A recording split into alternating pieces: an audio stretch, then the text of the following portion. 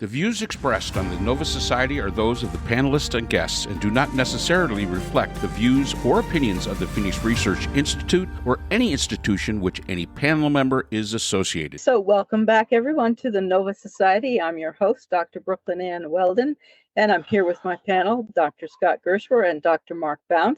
Today we will be answering listener emails, and we have a question from Marcee, who lives in Pueblo, Colorado. Marcee asks, former National Security Advisor John Bolton's home was raided by the FBI. Now Trump is threatening to investigate Chris Christie. Now, I'm not a fan of either, and I don't think anyone on the podcast is either, but is this just karma, or should we all begin to worry? Who do you all think might be next? Oh, yeah, no, this is the start of, I think, a rollout of ongoing investigations and raids and whatnot. Just a revenge scenario that Trump has in his head. What do you both think? I like when the reason I picked this one was we had a bunch of questions about this. They used Marcee used the term karma, and I think it is karma in some way. And you're right, Marcee. I don't think anybody here is a fan of John Bolton. He's never met a war he does not like, or Chris Christie. Although I have to admit, when he was running for, when he was trying to run in the primaries last time around, I was with him a little bit because it kind of made sense. But I also know exactly who and what he is. But he made sense more than all the rest of them. And Nikki Haley just was not my cup of tea. I'm sorry we can't have Chris Christie on the show. I'd still like Chris Christie. Yeah, I have too. But they are. How can I describe them? They're unsympathetic victims. That's why they got picked first.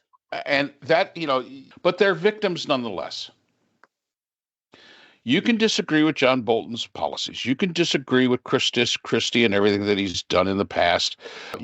That's fine. You could do that.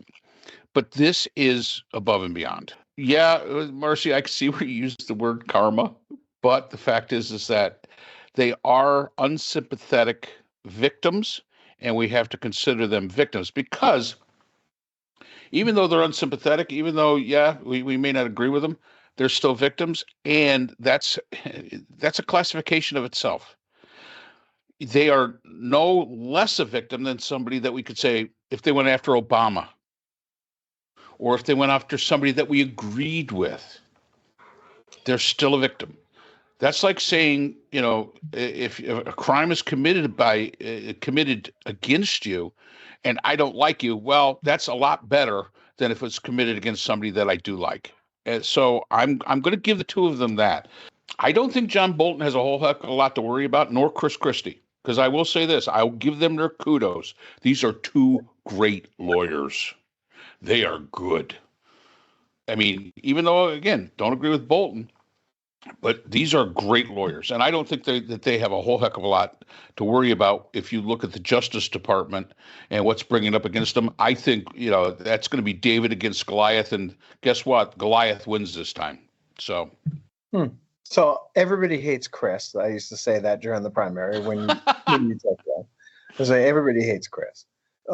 Liberals hate him, conservatives hate him, everybody hates him. So he's an easy target. He hasn't actually been targeted yet, right? That was just some right. Loose talk because Trump didn't like what he had to say on some Sunday morning talk show. As far as Bolton is concerned, Bolton was investigated by the Biden DOJ. And I don't think Biden had anything to do with that. I think he left his DOJ to their own devices, but they did investigate him. And then, as they generally do when they don't find anything, quietly dropped it. No announcements, no fanfare. They just stopped. If they even said he's no longer a subject for investigation or something like that, I didn't see it. They just stopped because there was nothing there. And, Bolton wrote a book. I actually got the book. I didn't buy it. I found it. Somebody left it in one of On your those doorstep. it was in like the gym, and somebody left a book there. There's a stack of books that people just have had enough of, and they want to get rid of it, so they put it there. But that meant that John Bolton was now on the other side because he criticized Trump in the book, and he thinks that Trump is an unserious person when it comes to foreign policy, which is Bolton's lane somehow. Don't even ask me how. I mean, Bolton kind of took the Kissinger thing and even made it perhaps more extreme, right? I mean, Kissinger kind of positioned himself as a guy who was an expert on foreign policy, and he was, I guess, as much as anybody else was. But he never found a target he didn't want to bomb. And Bolton would be bombing, would have bombed everybody if he could have. He wanted to bomb everyone. So Bolton is, he doesn't have any credibility as anything but a warmonger, and he's really good at that. But I think what this really is all about is intimidating Trump's critics. And, when it comes to intimidating Trump's critics, you don't have to look at individuals. You can look at an entire city, Washington, D.C., that he drives to the airport or wherever he's going, and he has to pass by hundreds of people holding up signs that say, Trump shits his pants, or, Trump rapes children, or all kinds of stuff, right? And he doesn't want to see that anymore. And so he's put troops in to Washington, D.C. And the troops right now are doing things like cleaning up the mall, putting down mulch, cleaning up garbage, stuff that park police used to do. But there aren't any park police there because they've all been fired. And I think it's pretty obvious that they're not there for any kind of crime crackdown or any nonsense like that, because they're not in high crime areas. They're in highly visible tourist areas where people can see them. And maybe some people from Cracker Barrel America go to Washington, D.C. and see that there are troops with weapons all over the place, and it makes them feel more at home or something. I don't know. Or they feel safer there. And I guess that works for them. But really, we know that Trump doesn't care about crime because he's committed crimes. And he's pardoned people who have committed crimes, including the murder of a police officer, as we've discussed on the show before. He doesn't care about crime. You know what he doesn't like? He doesn't like graffiti. And he doesn't like people hanging out on the street, young black men holding bottles in paper bags. To him, that's a crime. That's what he's after. And so, the crackers out there love this stuff and eat it up. And they love going after Bolton because Bolton committed the ultimate crime, right, of being against Trump. And Chris Christie says things that they don't love about Trump. Yup. Check that box. And we have to remember, Peter, oh my God, I just lost the name. Struck, yeah. The FBI agent who they fired for having nasty email, text message exchanges with his girlfriend after the 2020 election, or the 2016 election. Sorry, 2016 election. This is going back a ways now. Peter Strzok wasn't just a guy who said nasty stuff about Trump, and the stuff that he said about Trump wasn't as nasty as what Lindsey Graham had said about him, what J.D. Vance has said about him, what Marco Rubio has said about him. All of those people got on board with Trump.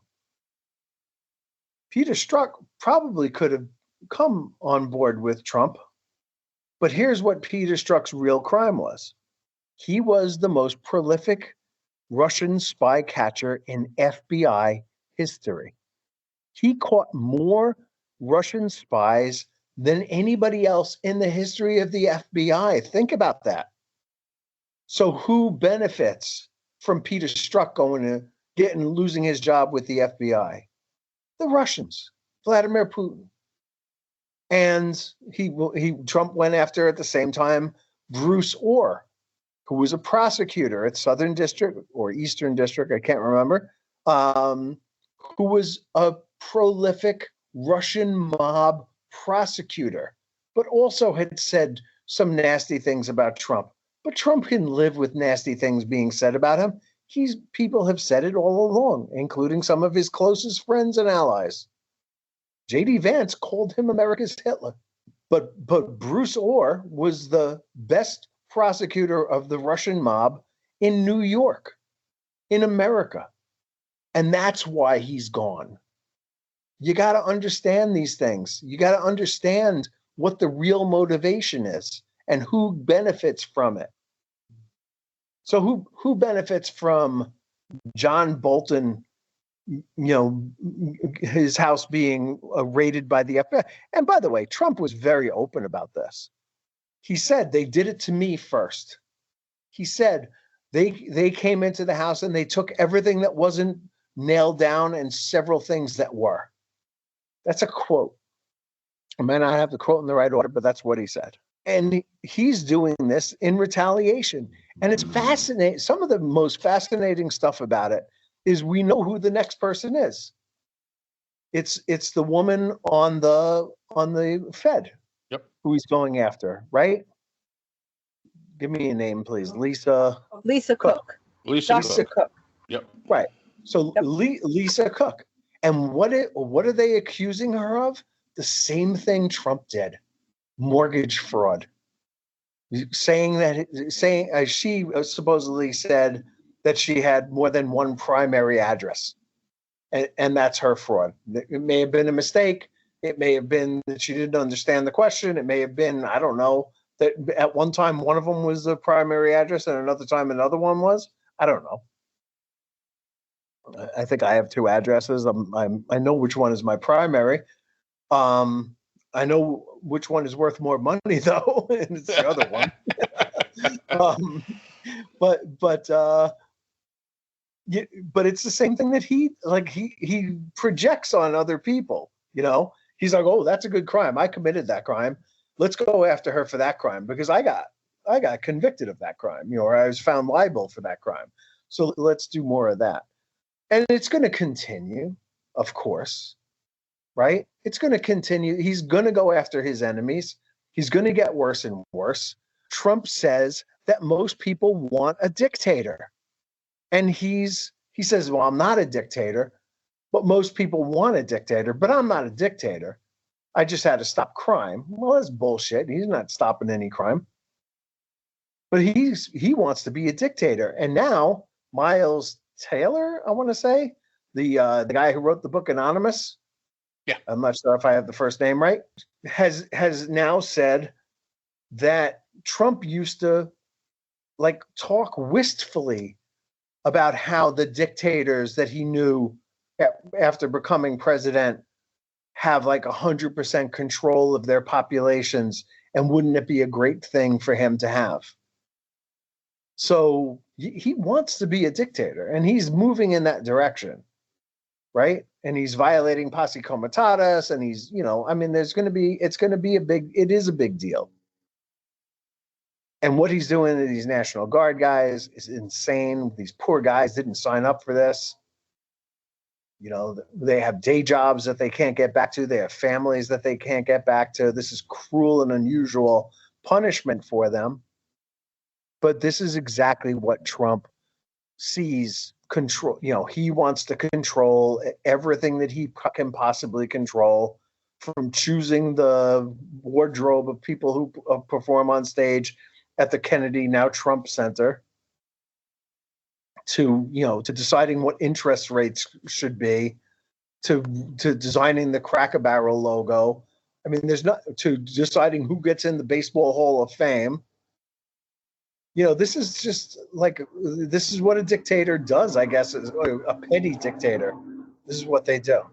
But he wants to be a dictator. and he says that people want a dictator. I know Yeah. at least I have one ex-friend who agrees with him. He wants a dictator, but the rest of us need to have our hackles up about this, and we need to try to find ways to get out of this situation.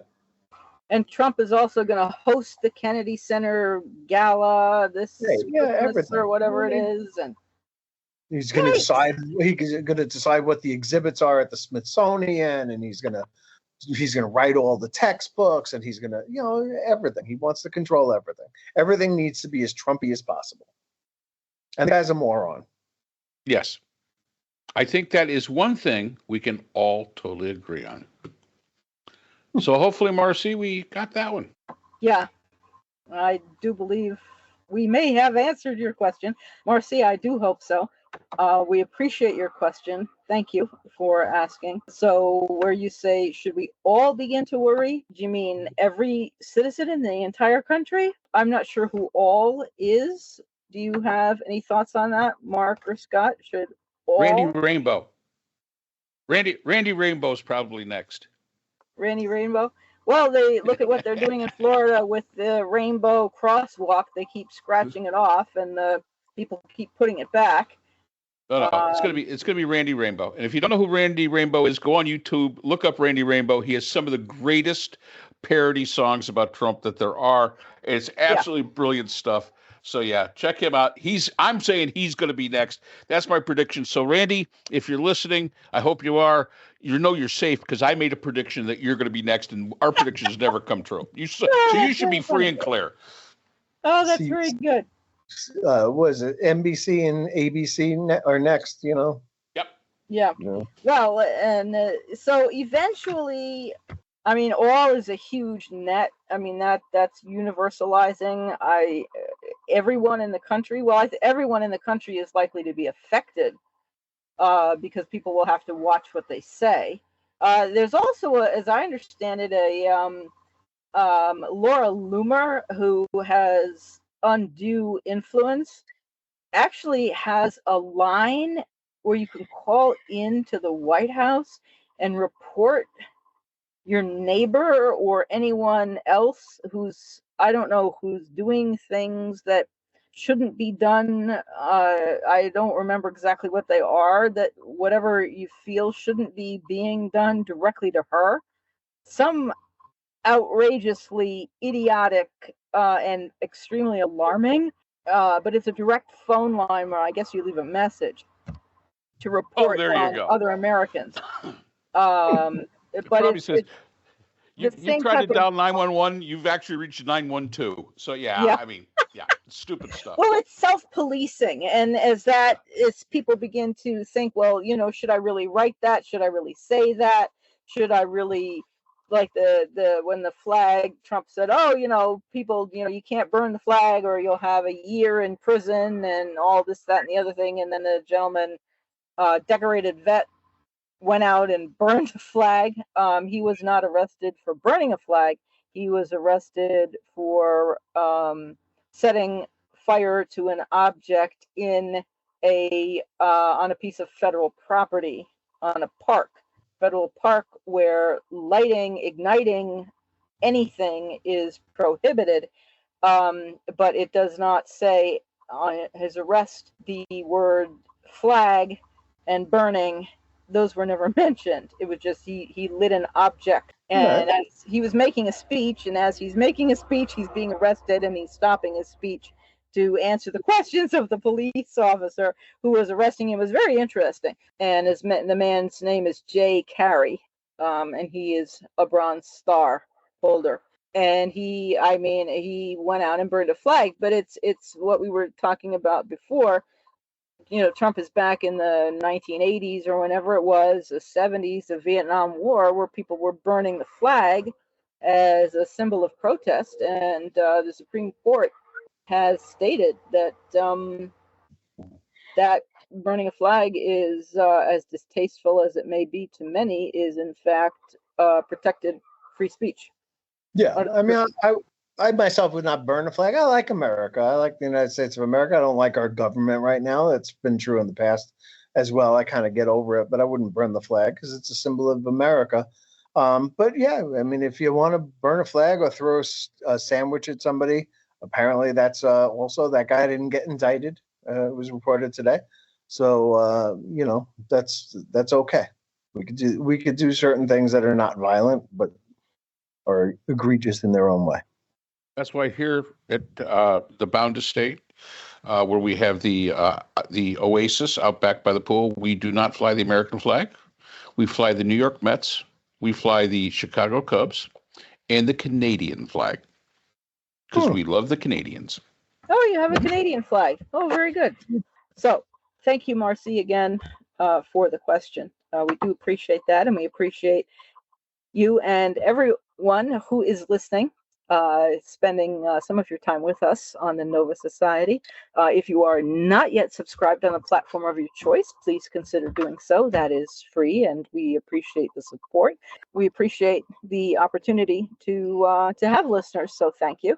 And stay safe, everyone, and we'll see you again next time on the Nova Society. The Nova Society is a production of Nova Society Media, a division of the Phoenix Research Institute. We'd like to thank our production partners, Buzzsprout, who hosts the Nova Society, Audacity, our editing partners, Apple iTunes, the largest source of podcasts and music on the internet, Spotify, the most popular platform for the Nova Society, and iHeartRadio, your source for all things music and podcasting. The Nova Society is available on all of these and other quality platforms listed in our description. We'd also like to thank all of our listeners. Without your support, the Nova Society would not be possible. If you have a question or comment, we can be reached at nova.society.podcast@gmail.com. So for Dr. Brooklyn Ann Weldon, Dr. Scott Gershwer, and all of our production partners here at the Nova Society, I'm Dr. Mark Bound. Remember, the true power in society is knowledge. Thanks for listening, and we will see you again next time. We'd like to thank our sponsor for this episode, the Journal of Interdisciplinary Conflict Science. The JCIS is an open journal for upcoming scholars. The JCIS is currently accepting article submissions on an ongoing basis. The JCIS is a publication of NovaWorks, a scholarly depository at Nova Southeastern University. A link to the journal is in our description.